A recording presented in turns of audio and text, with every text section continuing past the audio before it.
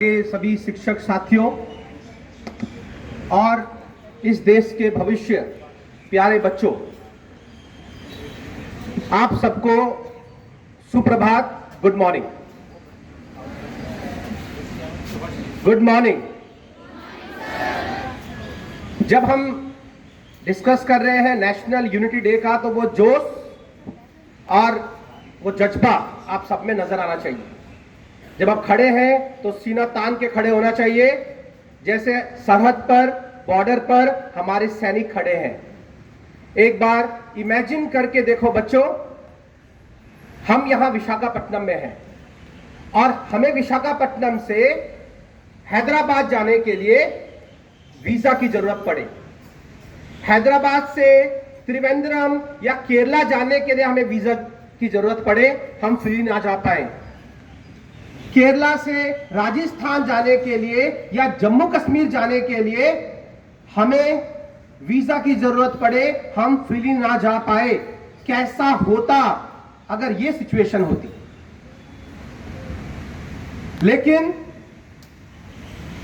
एक iron man, एक personality, एक स्ट्रॉन्ग पर्सनालिटी के चलते आज हम इतने फ्री हैं कि हम यहां से हैदराबाद या त्रिवेंद्रम या फिर जम्मू कश्मीर, वहां पर राजस्थान, कहीं भी जा सकते हैं। और ये पूरा देश का जो हमारा आज नक्शा है, वो जैसा हम आज पढ़ते हैं, देखते हैं, उस किस्म से हमारा नक्शा दिखाई देता है। And the credit goes to one person. और आज मैं आप सबको उनके बारे में बताऊंगा, उनके त्याग के बारे में बताऊंगा, उनके लीडरशिप के बारे में बताऊंगा। And as I already mention that you people are the future of this country, so you should know the leadership qualities. एक लीडर क्या होता है, एक सरदार क्या होता है। और जब भी लीडरशिप की बात हो, आपके हाथ में कमान हो, आपको यह मौका मिले कंट्री को लीड करने का, तो आप इन लीडरशिप क्वालिटीज को हमेशा ध्यान रखिएगा। बच्चों, ये बात है 1875 की, जब गुजरात के खेड़ा डिस्ट्रिक्ट में एक बच्चे का जन्म हुआ, एकदम नॉर्मल मिडिल क्लास फैमिली में, जहां से हम और आप बिलोंग करते हैं। पढ़ने के लिए बहुत सारे रिसोर्सेस अवेलेबल नहीं थे। उन्होंने अपना हार्डवर्क से पढ़ाई कंप्लीट की। करने के बाद उन्होंने डिटरमाइन किया कि मैं जाकर एलएलबी करूंगा, लॉ करूंगा, मैं एक लॉयर बनूंगा। और उन्होंने वो इंग्लैंड गए, लंदन गए और जाकर अपनी पढ़ाई लॉयर कंप्लीट किया, ठीक है। और कंप्लीट करने के बाद 1913 में वो वापस इंडिया आए।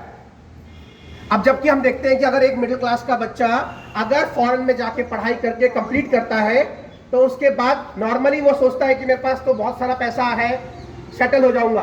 बट यहाँ पे लीडरशिप क्वालिटी, अपने देश के प्रति जो जज्बा है, इसके चलते वो भारत आए 1913 में। अब देखिए यहाँ पे एक ऑर्डर जो है वो ध्यान रखिएगा। क्यों? क्योंकि हमें हमारे बुक्स में यूनिफिकेशन ऑफ इटली पढ़ाया जाता है, क्लास 10th में यूनिफिकेशन ऑफ जर्मनी पढ़ाया जाता है। लेकिन खेद की बात है, it is a pathetic situation कि हमारे बुक में यूनिफिकेशन ऑफ इंडिया का कोई चैप्टर नहीं है। और इसके बारे में नॉलेज होना चाहिए, इसीलिए आज मैं आप सबसे डिस्कस कर रहा हूं। बच्चों, यह बात है 1913 की, जब सरदार वल्लभ भाई पटेल, तब तक उनको टाइटल सरदार का नहीं मिला था, वल्लभ भाई पटेल भारत देश वापस आए, अपना पूरा लॉ कंप्लीट करके आए। और आने के बाद उन्होंने अपनी मुहिम स्टार्ट की खेड़ा से, जो कि 1918 में पीजेंट्स मतलब किसान, फार्मर्स, उनके राइट्स के लिए लड़कर 1918 में। उसके बाद जो उनका सबसे बड़ा कंट्रीब्यूशन आता है, दैट इज इन 1928। 1928 में गुजरात में एक जगह है, there is one place that is called Bardoli. Bardoli में बच्चों जो पीजेंट्स थे, किसान थे, उनके आप कह सकते हैं कि जो टैक्सेस उनको देना पड़ता था अपने प्रोडक्शन पे, वो 6% से इंक्रीज करके 30% कर दिया। 6% से इंक्रीज करके कितना? नहीं सुनाई दिया, कितना? Drastic change. डायरेक्टली 6% से कितना? 30%। और फार्मर्स की कंडीशन ऐसी थी कि दे वर अनेबल टू पे दी टैक्सेस, और इसके बदले क्या होता था? ऑक्शन होता था। ऑक्शन मतलब नीलामी, आपकी जमीन की नीलामी। आपकी जमीन जो है वो किसानों का ब्रिटिशर्स रख लेते थे। तो ब्रिटिशर्स ने बहुत सारे किसानों का जमीन जो है वो लेना स्टार्ट कर दिया। उनका जो डिफॉल्टर थे, जो टैक्स पे नहीं कर पाते थे, 30% टैक्स। ऐसे में जो लीडर थे वल्लभ भाई पटेल, वो गए और जाकर वहां पर उन्होंने इस मुहिम को स्टार्ट किया। उन्होंने क्योंकि वो लॉयर थे, उन्होंने अपना कॉमन सेंस यूज किया। कॉमन सेंस के बारे में बोला जाता है common sense is common but use of common sense is uncommon. Common sense is common but use of common sense is uncommon. तो उन्होंने अपने कॉमन सेंस का यूज किया। उन्होंने बोला कि अगर किसी को जमीन देना है तो उनको या तो थंब लगाना पड़ेगा डॉक्यूमेंट्स पे या फिर क्या करना पड़ेगा, सिग्नेचर। उन्होंने बोला अगर कोई सिग्नेचर के लिए थंब लगाने का रहे ही नहीं तो कैसे ब्रिटिशर्स को जमीन जाएगी। तो उन्होंने बहुत ही, आप कह सकते हैं कि बहुत ही अपने लॉजिकल यूज करके उन्होंने क्या किया, अपने स्पाइस के थ्रू पता करवाया कि किस किस का जमीन नीलाम होने वाला है, अब किसकी बारी है। और उन्होंने क्या किया, उस फैमिलीज को कंप्लीटली कुछ दिनों तक छुपा दिया। अब जब भी ब्रिटिशर्स आते थे वो देखते थे कि अब इनसे साइन करवाना है, हमें इनसे लैंड लेना है एंड वहां पे सिग्नेचर करने के लिए और थंब लगाने के लिए कोई है ही नहीं।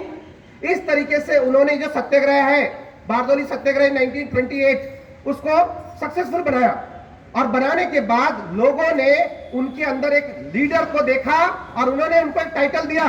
जनता ने, कोई ब्रिटिशर्स ने नहीं, जनता ने उनको टाइटल दिया एंड दैट टाइटल वाज सरदार। सरदार का मतलब लीडर। बोलिए सरदार का मतलब, सरदार का मतलब, सरदार का मतलब लीडर, जो लीड करेगा वो लीडर। और वहां से उन्होंने 1930 में सिविल डिसोबेडियंस मूवमेंट, जिसको हिंदी में सवर्ण अवज्ञा आंदोलन बोलते हैं, और simple Dandi March is the part of this movement, उसके अंदर उनको 2 बार जेल जाना पड़ा। फिर उसके बाद 1942 क्विट इंडिया मूवमेंट, भारत छोड़ो आंदोलन, उसके अंदर उनको लगभग 3 साल की जेल हुई और उन्होंने पूरा कंट्रीब्यूशन दिया। अब उनकी पर्सनैलिटी को हम लोग आयरन मैन कहते हैं। आयरन मैन मतलब जो त्याग कर सके। एक लीडर हमेशा त्याग करने के लिए अपने अंदर उसके वो जज्बा रहता है। अब मैं आपको बताऊंगा 1946 में ये अनाउंसमेंट हो गया था कि अगले साल तक इंडिया को इंडिपेंडेंस मिल जाएगा। 1947 में इंडिया को इंडिपेंडेंस मिल जाएगा। 1946 में हमारा इंडियन कॉन्स्टिट्यूशन लिखना स्टार्ट कर दिया था। We started writing our Indian constitution in 1946।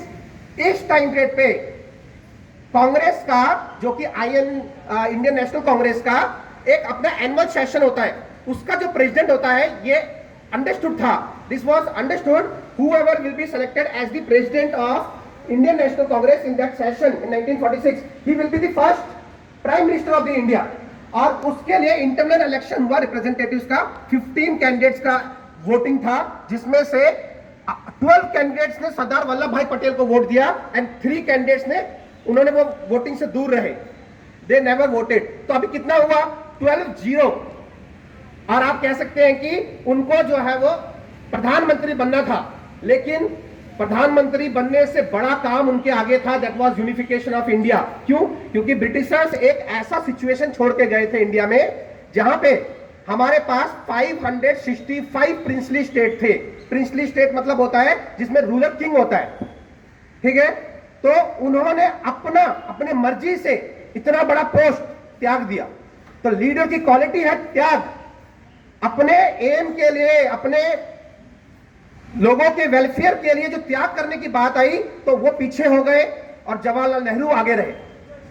और आपको मैं बताना चाहूंगा कि अगर उस टाइम पीरियड पे उन्होंने अपॉर्चुनिटी ली होती तो भारत के फर्स्ट प्राइम मिनिस्टर का नाम सरदार वल्लभ भाई पटेल होता, जो कि आज हम जानते हैं इंडिया के फर्स्ट डिप्यूटी प्राइम मिनिस्टर या होम मिनिस्टर सरदार वल्लभ भाई पटेल है।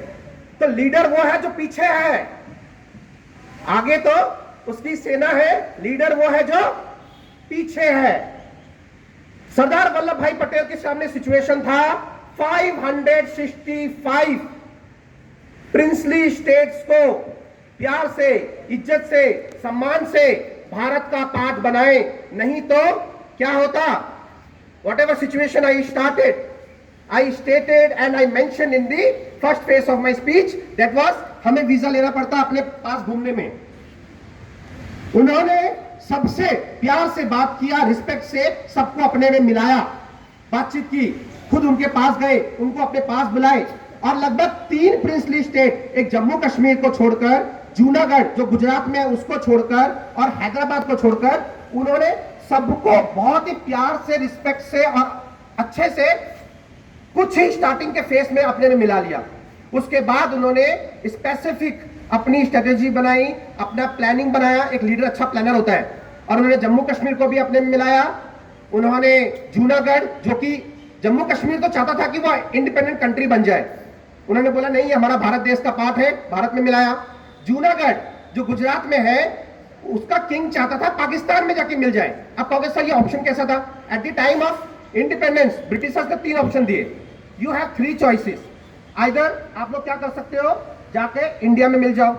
सेकंड, आपके में सेकंड चॉइस क्या है? पाकिस्तान में चले जाओ। थर्ड चॉइस क्या है? You can be a independent country. अब ये बताओ, जिसका राजा, जिस प्रिंसली स्टेट का राजा मोनार्की है, पावर है, वो क्यों किसी डेमोक्रेटिक कंट्री में जाके एकदम कॉमन सिटीजन बन जाएगा? अभी तो किंग रूलर है। डेमोक्रेटिक कंट्री में सबका 1 पर्सन 1 वोट 1 वैल्यू, क्यों एक मोनार्क, एक पावरफुल पर्सन, एक ऑर्डिनरी पर्सन बनेगा?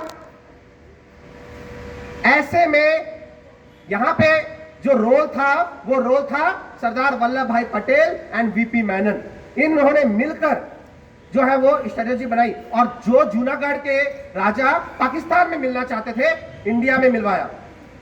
हैदराबाद के जो इंडिपेंडेंट कंट्री चाहते थे, इंडिया में मिलाया। और आज जैसा हम मैप देखते हैं अपने इंडिया का, वो मैप का नक्शा इन्हीं की देन है बच्चों। और ये है हमारे सरदार वल्लभ भाई पटेल। अब देख